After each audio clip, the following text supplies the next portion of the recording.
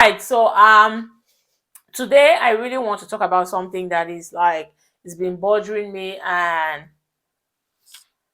it's about my people, and that's international students.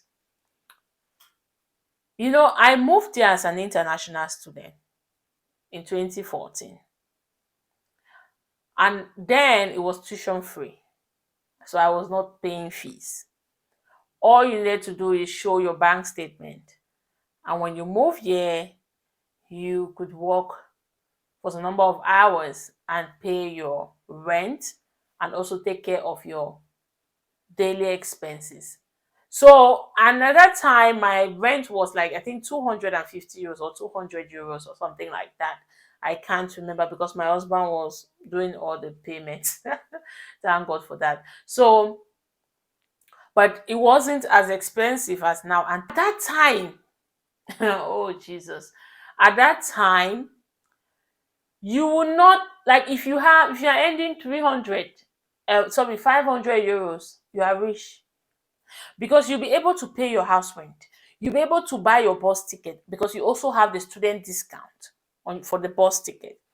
You'll be able to pay your gym fee because you also have student discount for the gym. You'll be able to have like food because that time you take 20 euros to Lidl. Oh my God.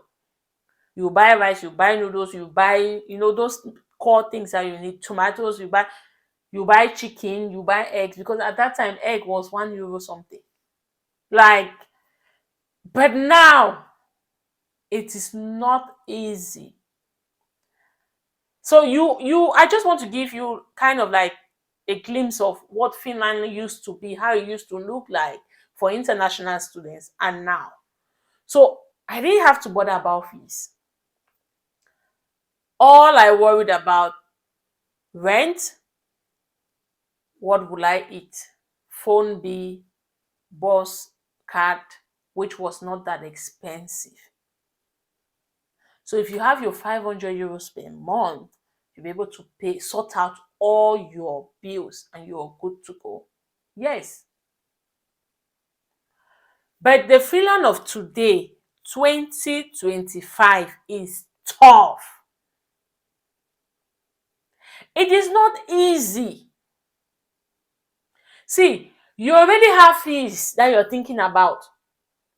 You have to be able to raise, if your fees is so affordable, that should be between 4,000 to 6,000 euros if it's really affordable.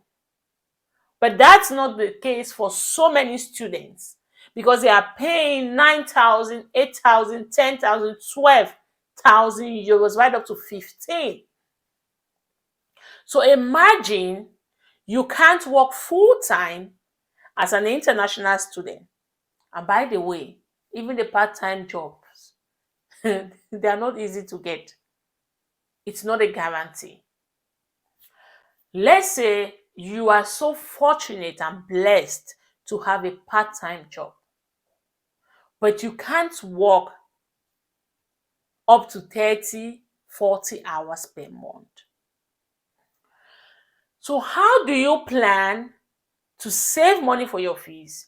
How do you plan to have money for your rent? How do you plan to pay your bus ticket, to pay your phone bills, to take care of your day-to-day expenses, food and everything? How do you plan to do these things? God forbid you are sick. That's even the worst part of it. So it's not an easy place to be right now, especially for those of you that are coming with exorbitant fees. If you are, that's why keep stressing on my channel. I am not against you moving to Finland. But if you want to do it, don't just foolishly go into it like you feel like if you have 20,000 euros, you can just move to Finland and study in a university for 10,000 euros. That's not how it works. The 10,000 euros is for that academic year. If you're taking a master's program, you still have another year to pay 10,000. If you're taking a bachelor program, you still have about 2.5 more years to pay 10,000 euros. How will you first of all raise your fees? regardless of your house rent and other things. So the news is that international students survive on food banks. So they can't the international students in Finland as of now. And when I talk about news, I'll put it there. It's a national news. It's not something that people are just saying. And the thing with Finnish society, when something gets to the news, it means it's like it has happened, like it's overflowing, because it's not like other countries where like every little thing is no, no, no, no. If the news talks about something, the news channels in Finland, when they talk about something, it means it's serious. When they bring it out there, they put it out there, know that it's serious. So this is what is going on. International students, they go to churches because they have that, like they go and get food from there. And there are other ways that you can also get sometimes the supermarkets, they give out these foods that are almost expired or that have expired. So international students, they survive on these food banks. And this is not a good place to be. We're talking about food. Food is a necessity. We're not talking about not paying house rent, about shelter. We're not talking about not being able to pay um your fees. So we're talking about food. You know what it means if you cannot afford a meal? It means it's that bad. It is. So please, I am here to promote Finnish education, but at the same time, I am also here to give first-hand information. I want to keep it real, because I always put myself in the shoes of every international student. If I find myself, imagine being in this situation. How do you even focus? How do you even concentrate in school? How will you even progress with your schoolwork?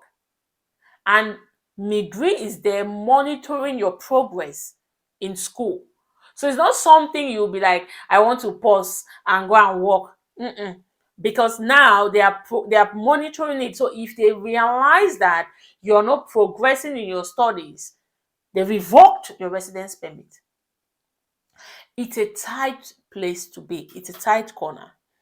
And some of you may be asking, why are you saying all this? What should we do? What you should do is aim for schools that have low tuition fees.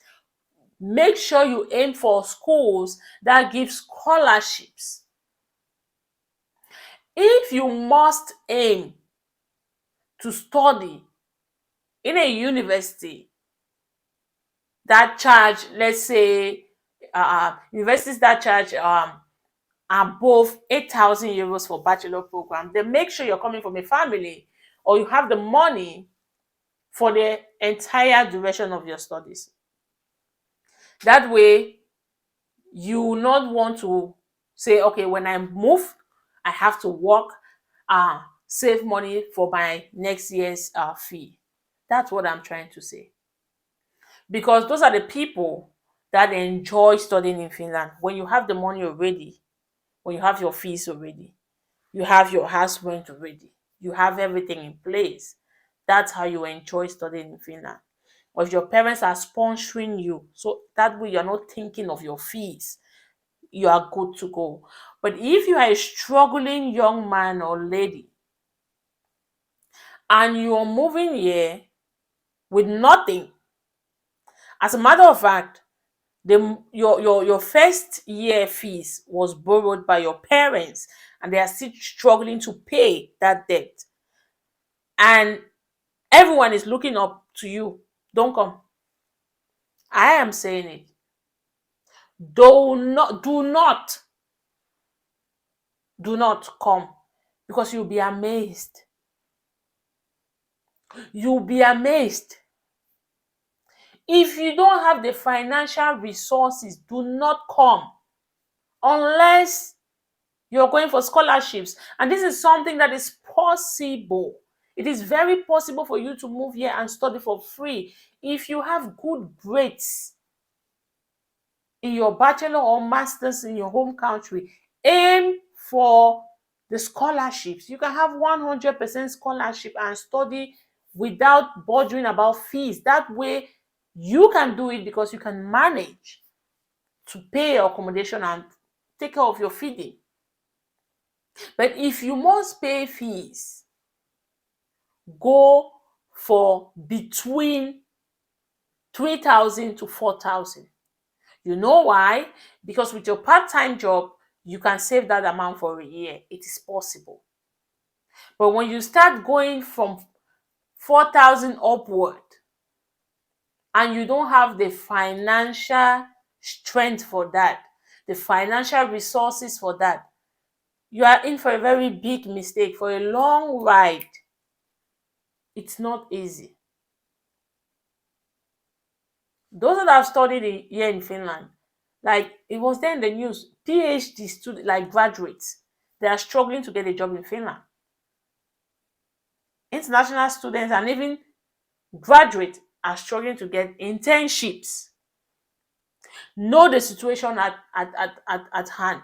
That's why I talk about updates, because I want you to know what's going on.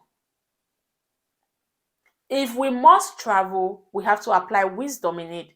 Don't be on the urge, like, I just want to go, I just want to go. Yes, you go, but when you land, reality will hit you. And you're like, well, how did I find myself here? I'm in touch with most of the students that have come to Finland through my channel, and I know the struggle they go through. And you know, one thing I'm happy about, none of them will curse me. They always say, ah, Mama, it's hard to, but you told us. Oh, Mama, the way you said it, I didn't know that it was that bad. Oh, now I can see it. And that's what I'm thankful for. I don't want to mislead anybody. People always come at me like, ah, why are you discouraging people? Why are you discouraging us? Oh yeah, if you want to go, go. If you want to come, you come. But it shouldn't be. Tabi Emilia said it will be easy. Mm-mm. That's the reminder I want to give you. It is not, but it's possible, but it is not easy. So you should know that it is hard. Finland is going through a lot when economically. So it's not something, even with the implementation of fees, implementation of application fee, they are implementing things. They are planning to implement fees on vocational schools. Like all these things, they are clear indication as to where the economy is heading to, what the government is in for. So you should already know. It shouldn't come to you as a surprise. Okay, so if you're planning, plan well. Financial aspect should be on the top of your list. You have the money. Make sure you have your fees for at least, in short, if you are coming for a master's, the entire duration. If you are coming for bachelor's, depending on the fees, the first 2 years, have money. That's when you enjoy. That's when you even be able to explore more opportunities.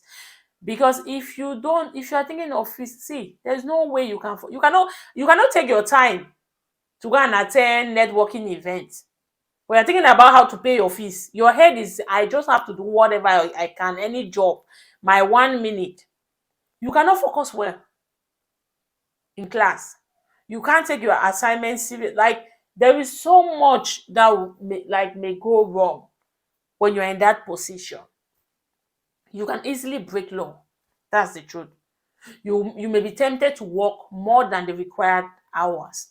More than the number of hours that you're required to work. A lot can go wrong when you put yourself in that tight situation. Oh, people have come, they've survived. I will survive. Yes. But one thing you should know is that some of these people, they came here without knowing. So they are like, oh, I'm here. What should I do? But one thing is, if you are informed and you plan well, you go through some struggles, but not as much as someone that didn't plan well. You get my point. So I wish you all the best with your study in Finland journey. I'll be here and I'll keep talking about the education system in Finland. I'll keep bringing them to you, but I will still talk about the challenges of international students and why you shouldn't come if you don't have some of these things that I've mentioned. Okay, I hope this was helpful to you. Give this video a thumbs up, share with your friends, and subscribe if you're new here. Thank you very much. God bless you. Bye.